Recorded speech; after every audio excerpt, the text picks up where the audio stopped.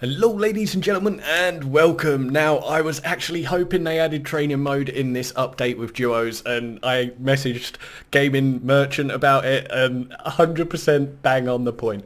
Now we're going to get straight on with this update. Hey legends, it's patch note time. See below for all details from Respawn. Do you have a buddy lined up for duos yet? Duos mode now available from the 5th to November 19th.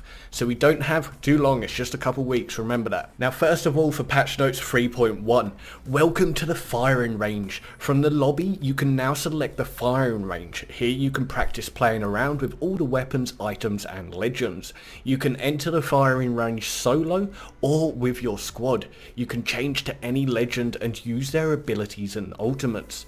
All loot items are available to play with, including weapons, attachments and hop-ups. Target dummies available to practice those headshots. Future improvements to come. Please give us your feedback. So this is something over on Reddit. Give your feedback on Reddit, Twitter, but please remember guys, make it constructive. Be friendly with these developers. There's been a lot of toxicity and we're trying to get that out of the community at the moment. Now weapons. The Wingman reduced the headshot multiplier 2.15 down to 2.1. Changes to projectile collision. We've increased the projectile width on some weapons so they are easier to hit with. We made this change to the triple take in Season 2 and the following will be updated for this patch. Shotguns. All shotguns will have projectiles with a small amount of width.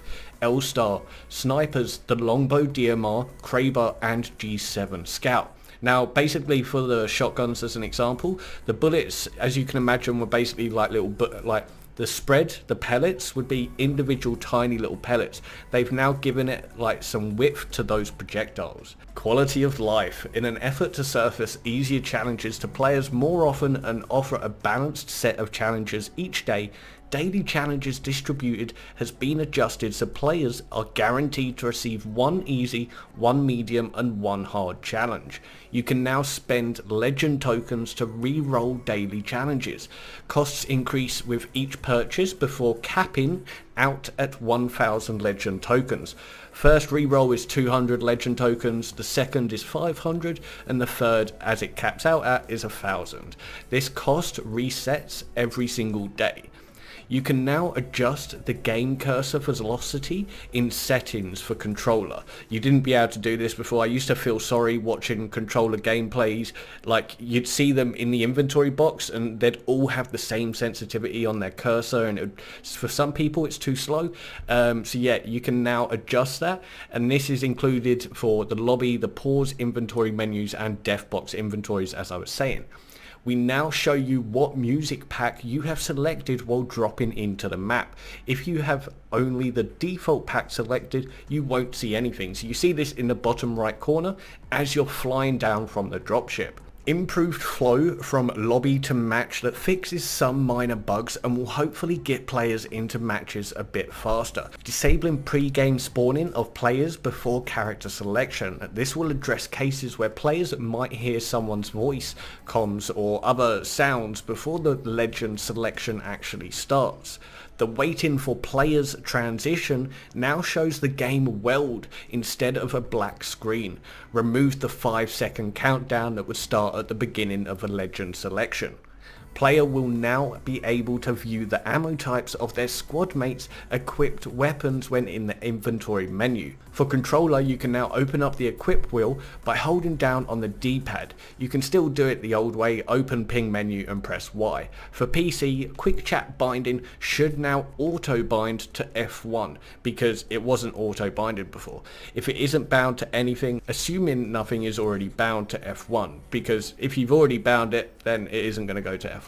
I've bound it to V, for example. Now ranked mode. This is a big little update. It's kind of a big one but a little one for ranked, but players will no longer receive a penalty for abandoning a match if they leave after 2.5 minutes have passed since their banner was picked up after dying.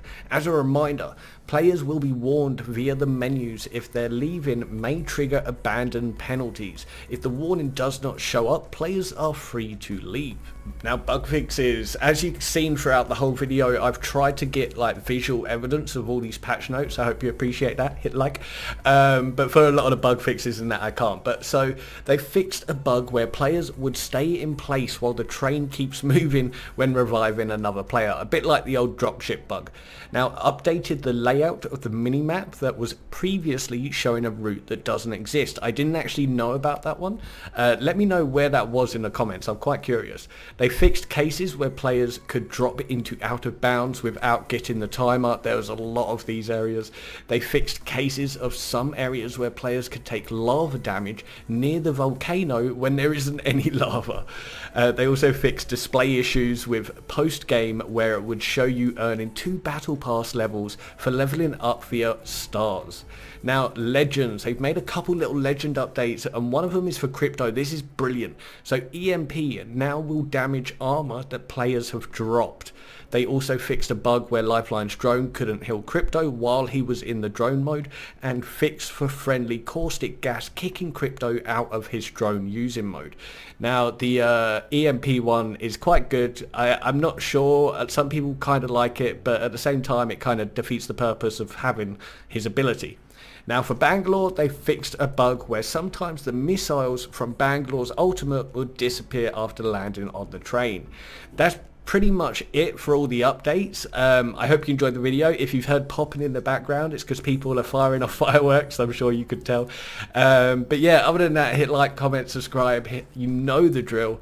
And I'm going to catch you all some Duo's gameplay later with the gaming merchant. I messaged him on Twitter. I was like, me and him need to duo up for this event. We're both in England, so why not? I'm sure you guys would love it. Let me know in the comments what you want to see us do. But other than that, I'll catch you later. Peace.